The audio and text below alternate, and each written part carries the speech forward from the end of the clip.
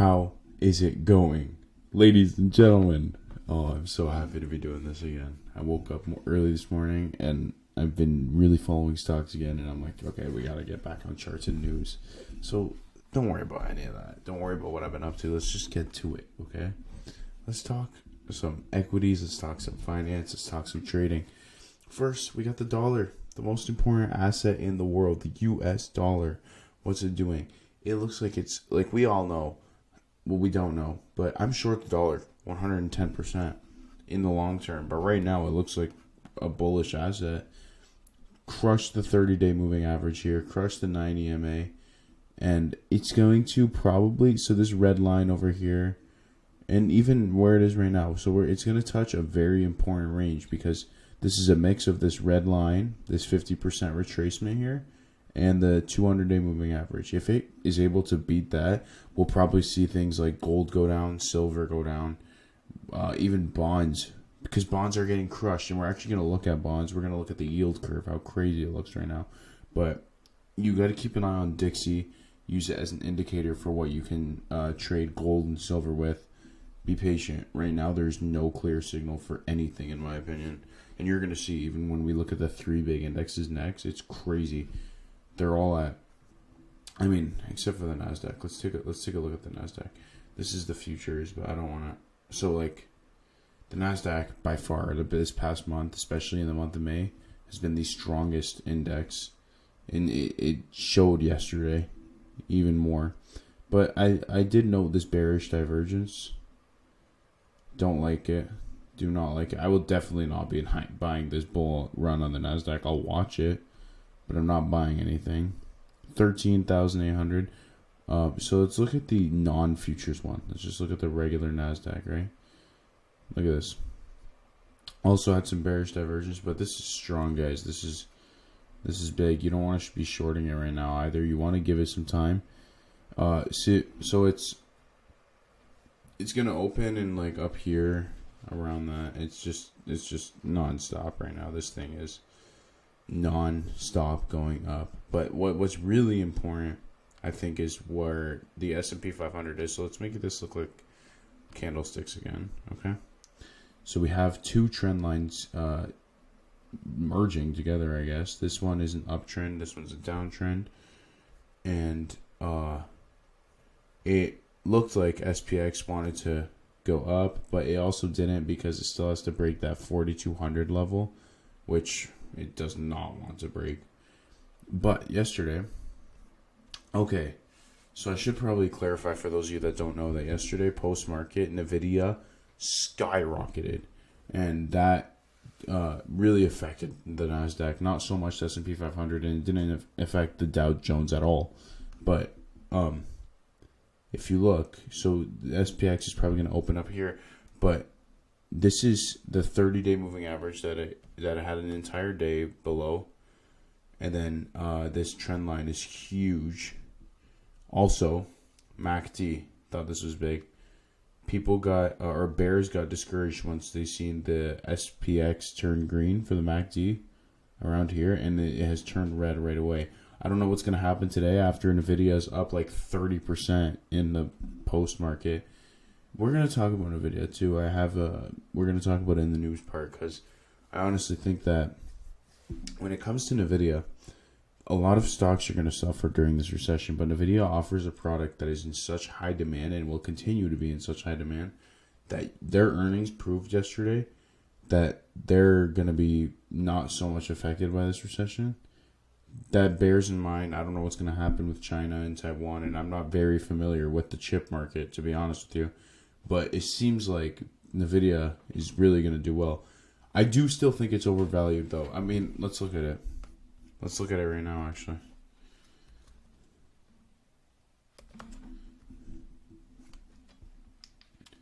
So Nvidia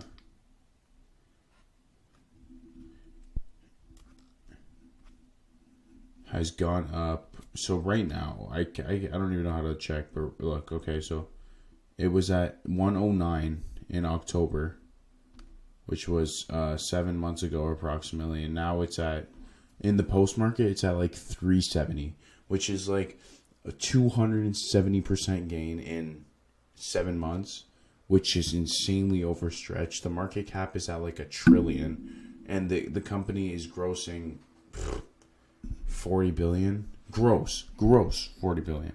It's overvalued. I understand that people are seeing the future. Trust me, I do. And I totally get that, because I used to be like that myself. But even in the future, how long is it going to take Nvidia to be considered a $1 trillion company? I think that we're still far away from that. We need to see a big correction.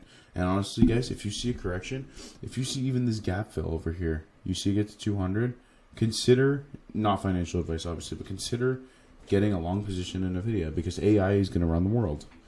And there's no way around it. And their product is going to be in high demand. But anyways, let's move on to the Dow. This is huge, because the Dow, I don't think anyone's talking about this, but the Dow is 30 blue chip stocks, and it's currently fighting the 200-day moving average, while it's also in the same position as SPX, fighting 2 trend lines at the same time. Cool. So we have trend line here, 200-day moving average, already broke the 30-day for a while, and the MACD is red. So keep an eye on the Dow. And this Nvidia noise is not affecting the Dow at all, okay? At all. Because I was looking at futures yesterday, and the Dow was red. Nasdaq was up like 1.5% post-market, and the Dow was literally red. So keep an eye on this. This is a much bigger, in my opinion at least, much bigger economic indicator than the Nasdaq, because the Nasdaq covers tech, and literally one chip stock going ballistic made the entire thing go orgasmic. So I'm not too worried about it. Let's talk about the yield curve though, because the bond market has been acting crazy. So if you guys look at the 1 year yield. So for those of you that don't know, the yield curve works in a way where the longer the bond, the higher the yield should be. So this is a 1 year yield, not that long, and it's 5.157%. The 1 month, which is even shorter, is Bro, I didn't even know this. Look, see, it looks like it's breaking out of a bull flag. Okay, it looks like it's breaking out of a bull flag, but there's also bearish divergence here that I can obviously see. I'll draw it out for you guys. So not only is it over here, boom, wow, that's crazy. But guys, look, if this debt deal doesn't get implemented, this bull flag will play out like a textbook, and this thing will go crazy, and the entire U.S. economy will crater in like a week. Like, it will be insane if they default.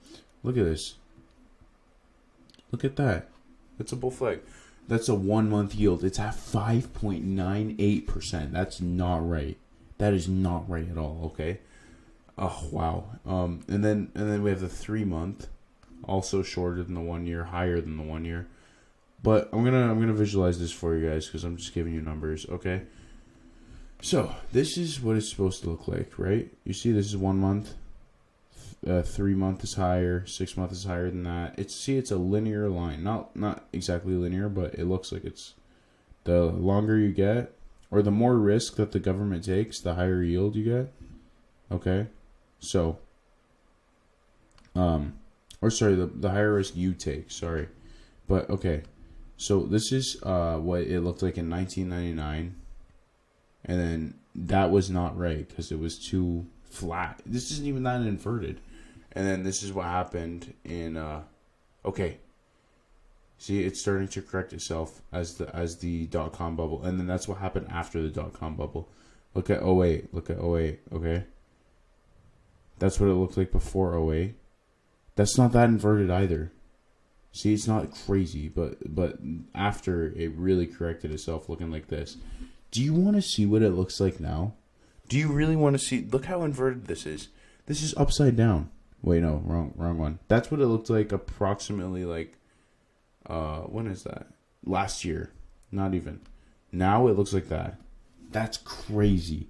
That is literally like recession. Like, imagine a recession was like flashing red signals in front of you. That's it right there. That's it right there. Bro, I'm not giving financial advice, but to be honest with you, shorting the Nasdaq right now, I just showed you how up it's gone, how crazy it's going. And who is the most interest rate sensitive sector is tech. Without a doubt, they're going to really get smoked. I mean, smoked. I just talked all about this in the video. And look, this is not financial advice. Please remember that. But this is just what I think as a 20-year-old economist that learns from YouTube. but honestly, okay. And then look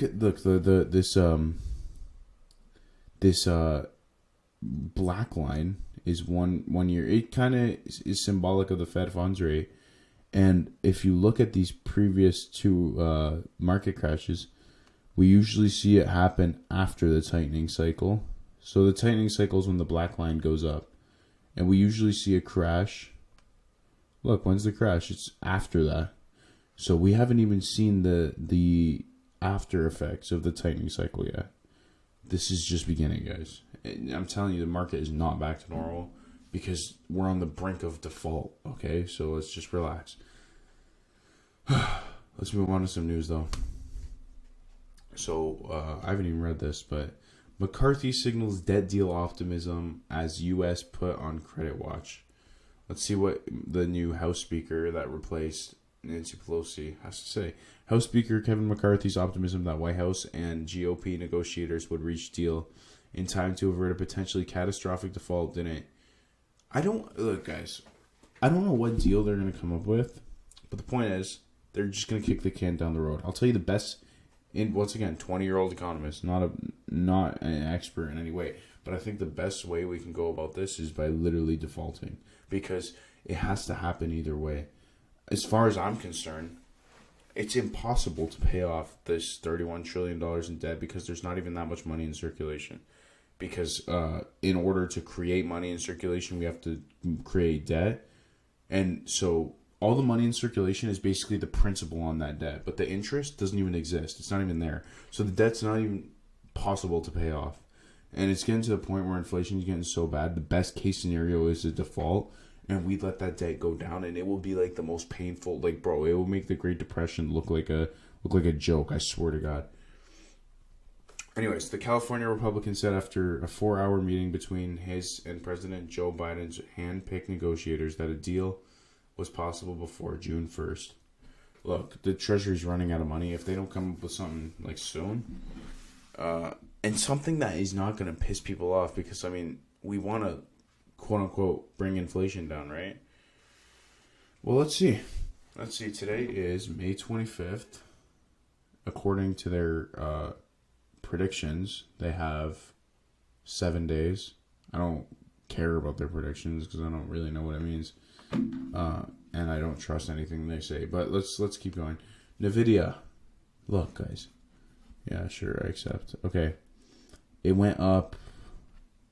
Said to beat Apple for record single-day market value gain. It's gaining.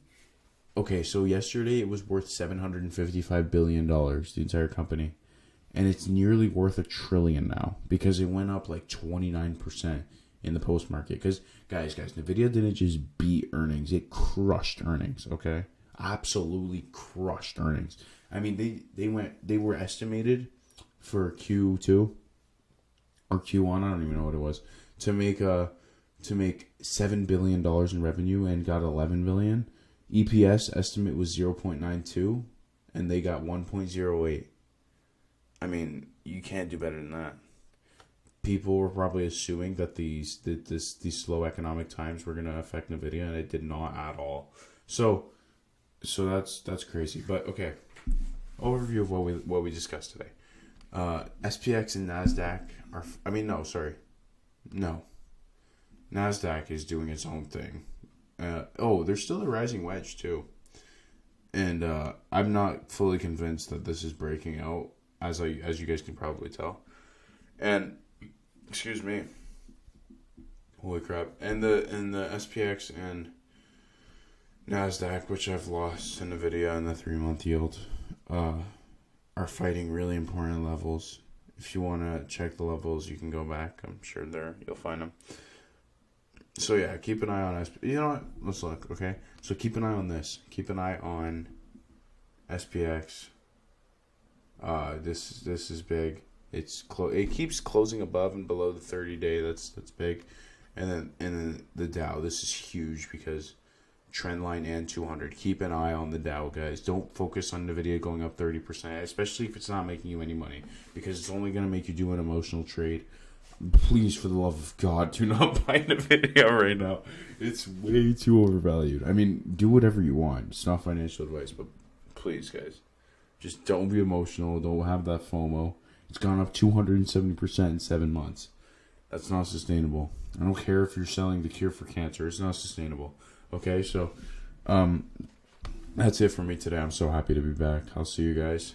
Good luck trading.